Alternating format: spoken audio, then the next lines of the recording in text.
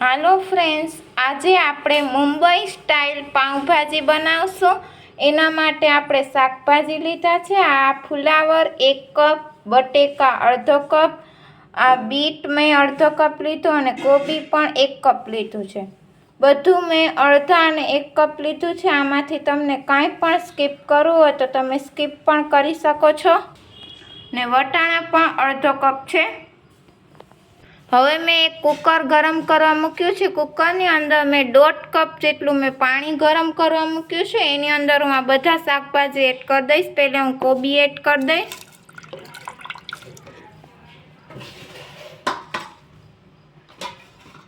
પછી આ બટાકા,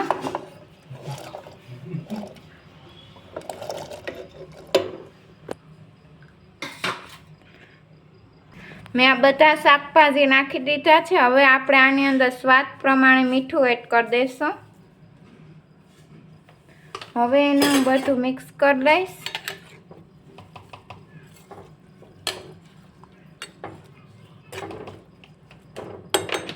મિક્સ થઈ ગયું। હવે હું કુકરનું ઢાંકણું બંધ કરી નાખીશ। મેં કુકરનું ઢાંકણું બંધ કરી નાખ્યું છે। હવે મેં એને ધીમા ગેસ ઉપર 4 વિસલ વગાડી લઈશું, પછી આપણે પાઉંભાજી બનાવવાનું ચાલુ કરી નાખશું। ફ્રેન્ડ્સ, જો મેં 6 વિસલ કુકરની વગાડી અને મેં એને મેશ કરી નાખ્યું છે કુકરમાં જ। જો આપણું બરાબર શાકભાજી બધા મેશ થઈ ગયા છે। હવે ફ્રેન્ડ્સ, આપણે શાકભાજી મેશ થઈ ગયા છે એટલે હવે આપણે પાઉંભાજીનો વઘાર શરૂ કરી નાખશું। ફ્રેન્ડ્સ, જો એક મેં કઢાઈ ગરમ કરવા મૂક્યું। કઢાઈની અંદર મેં 3 ટેબલસ્પૂન જેટલું મેં તેલ ગરમ કરવા મૂક્યું છે। તેલને થોડીક વાર હું ગરમ થવા દઈશ। તેલ ગરમ થાય એટલે હું 2 ટેબલસ્પૂન જેટલું બટર નાખીશ।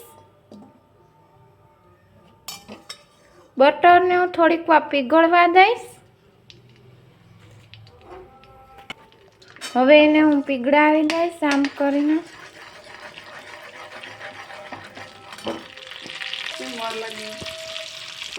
હવે બટર આપણું પીગળી ગયું છે।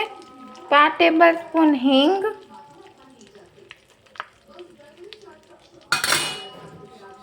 ને 5 ટેબલસ્પૂન આપણે રાઈ એડ કરશું। પછી હું ડાયરેક્ટ આદુ, મરચાં અને લસણની પેસ્ટ એડ કરીશ। હવે એને હું મિક્સ કરી લઈશ। આદુ, મરચાં, લસણની પેસ્ટ 1 ટીસ્પૂન હતું। પછી હું ડુંગળી લઈશ અડધો કપ જેટલી,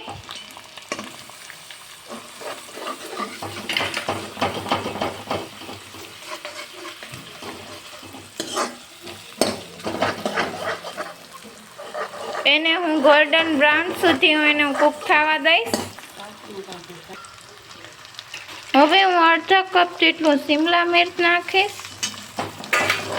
હવે એને પણ હું ગોલ્ડન બ્રાઉન સુધી થવા દઈશ। હવે હું સ્વાદ પ્રમાણે મીઠું નાખીશ। આ બધું ચડી જાય એટલે ડુંગળી અને શિમલા મિર્ચ ગોલ્ડન બ્રાઉન થઈ ગયા છે એટલે હું ટમેટાની પ્યુરી એડ કરી દઈશ।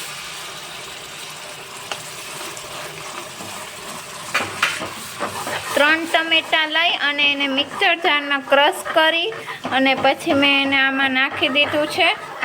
હવે એને હું થોડીક વાર કૂક થવા દઈશ આ ગ્રેવીને। હવે આપણે મસાલા કરશું। અડધી ટીસ્પૂન હળદર પાવડર, અડધી ટીસ્પૂન લાલ મરચું પાવડર અને આ 2 ચમચી પાઉંભાજી મસાલો નાખીશ। અત્યારે હું 1 ચમચી નાખીશ, પછી હું પાછળથી એડ કરીશ 1 ચમચી। હવે બધું આપણે મિક્સ કરી લઈશું। હવે આપણે ભાજી એડ કરી દઈશું આમાં। મેં ભાજી નાખી દીધી। હવે હું મિક્સ કરી નાખીશ।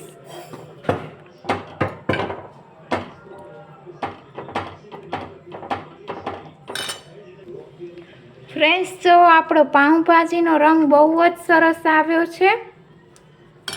હવે હું એની અંદર 1 ટીસ્પૂન કસૂરી મેથી નાખવાથી એનો બહુ જ ટેસ્ટ સારો આવે છે। હવે આપણે બધું મિક્સ કરી લઈશું।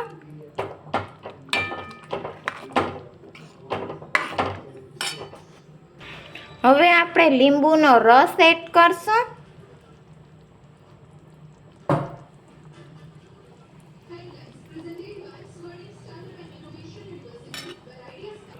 હવે આપણે 1 ટીસ્પૂન લીંબુનો રસ, હવે આપણે બધું મિક્સ કરી દેવાનું છે.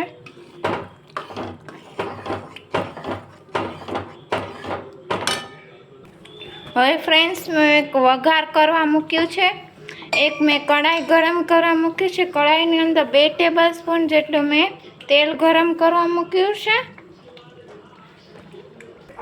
તેલ ગરમ થઈ જાય એટલે 1 ટીસ્પૂન બટર,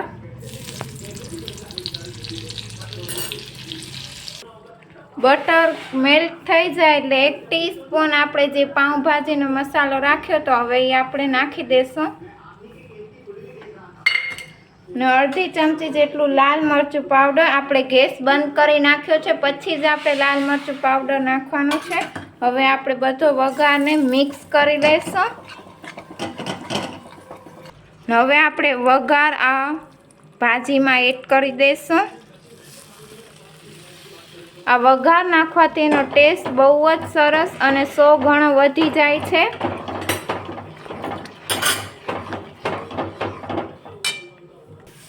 હવે ફ્રેન્ડ્સ આપણે કોથમરી એડ કરી દઈશું. આપણે પાઉંભાજીની ભાજી તૈયાર થઈ ગઈ છે મુંબઈ સ્ટાઇલ. હવે આપણે પાઉં શેકશું. પાઉં માટે એક મેં લોઢી ગરમ કરવા મૂકી દીધી છે. લોઢીની અંદર મેં 2 ટેબલસ્પૂન જેટલું મેં તેલ નાખ્યું છે ઉપર. હવે તેલને થોડીક વાર હું ગરમ કરવા દઈ. પછી તેલ ગરમ થઈ જાય એટલે તેલની ઉપર આપણે પાઉંભાજી મસાલો એડ કરી દઈશું. 1 ટીસ્પૂન હતો. હવે એને હું બધું ચમચીથી મેલ્ટ કરી દઈશ.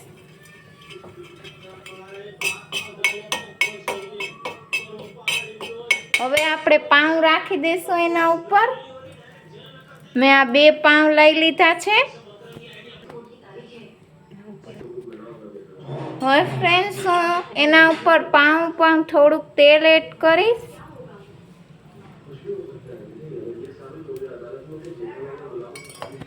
આપણા ફ્રેન્ડ્સ જો 2 પાઉં શેકાઈ ગયા છે. હવે ઉપરથી હું જરાક કોથમરી એડ કરીશ.